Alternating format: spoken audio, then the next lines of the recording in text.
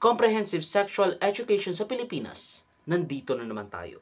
Hanggang kailan ba itong kalbaryo ng mga progresibong grupo para sa maayos na reforma at edukasyon para sa mga kabataan at menor de edad nang magkaroon ng komprehensibong edukasyong sexual sa mga paaralan?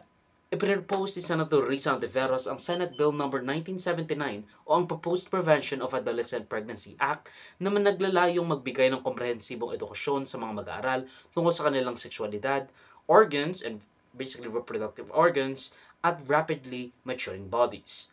It provides a blueprint at nagsisagawa ng mga programa that promotes education sa kanilang bodies and not pleasuring oneself, no matter how many people, even the President and former Chief Justice, tells you otherwise. Kasama sa kanyang mga co-author ng bill ay sina Senator Amy Marcos, Bong Revilla, Bongo, Raffy Tulfo, at Deputy Secretary Sonny Angara. Now, let it also be known na basically pinagsama-sama ang mga bill with the same intentions and kind of similar-ish content sa isang bill na ito just to expedite the process.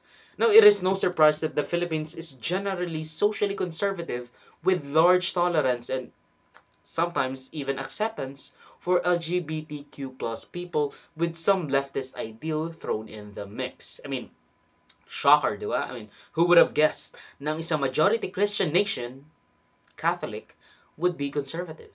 But I digress.